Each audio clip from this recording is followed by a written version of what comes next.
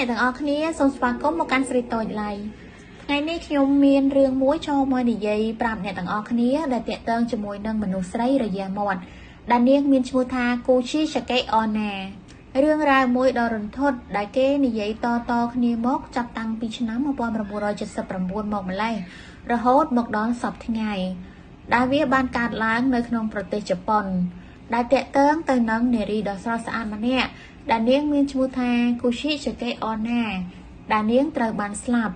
ហើយអ្នកដែលបានធ្លាប់ជួបនៅក្នុងហេតុការណ៍នេះបាននិយាយថា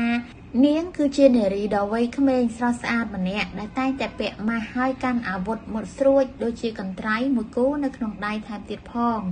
ហើយបើតាមមើលទៅខ្មោចស្រីម្នាក់នោះមានស្នាមរយៈមាត់ដែលត្រូវបានគេវះមាត់យ៉ាងវែងរហូតដល់គុំត្រចៀកទាំងសងខាងគេបាននិយាយថាខ្មោចស្រីនេះគឺចូលចិត្តបង្ហាញខ្លួននៅទីតាមសាធារណៈ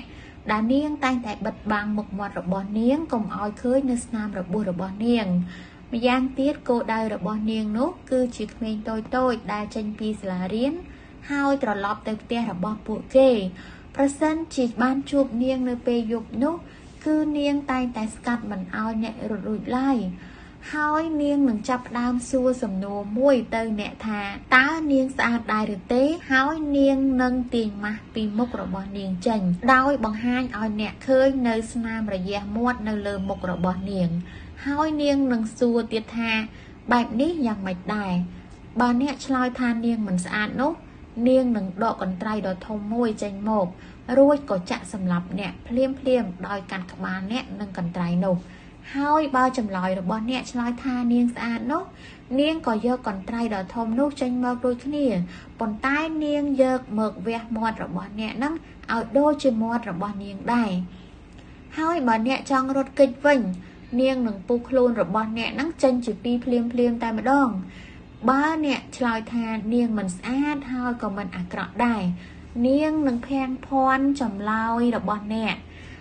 ក៏អាចរត់គេចនៅពេលនោះបានដែរនេះគឺជាវិធីសាស្ត្រដែលប្រជាជនជប៉ុននឹងតែងតែធ្វើនៅពេលដែលជួបស្ថានភាពបែបនេះនៅពេលដែលដើរពេលយប់ចំពោះរឿងរ៉ាវខ្មោចស្រីនេះអ្នកខ្លះក៏បាននិយាយថាមកពីនាងគូជីឆាកេអូណានឹងកាយសម្ផស្សច្រើនដងពេកនិងខុសបច្ចេកទេសទើបធ្វើឲ្យនាងទៅជាបែបនេះអ្នកខ្លះក៏និយាយថានាងគូជីឆាកេអូណានឹងមានជំងឺវិកលចរិតដោយសារតែវិបត្តិផ្លូវចិត្តទើបធ្វើឲ្យនាងនឹងយកកន្ត្រៃមកវះកាត់មាត់របស់ខ្លួនឯងអ្នកខ្លះទៀតនឹងក៏និយាយតគ្នាថា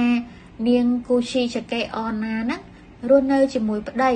ហើយប្តីរបស់នាងនឹងបានដាក់ទណ្ឌកម្មនាងយ៉ាងខ្លាំង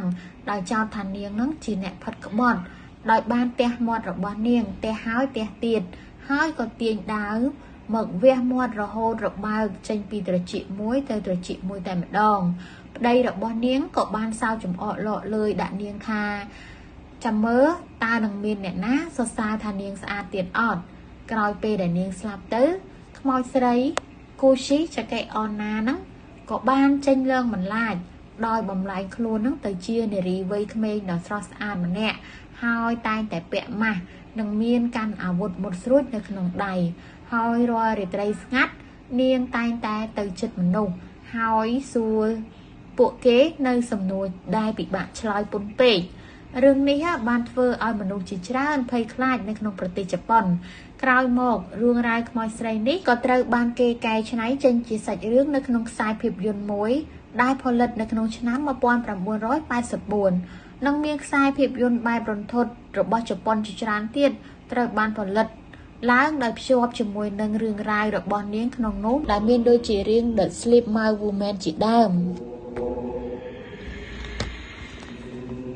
សូមអរគុណអ្នកទាំងអស់គ្នាដែលបានតាមដានទស្សនាវីដេអូរបស់ខ្ញុំសូមកុំភ្លេចជួយចុច Like Share ដើម្បីទទួលបានវីដេអូថ្មីៗបន្តទៀតបាយបាយ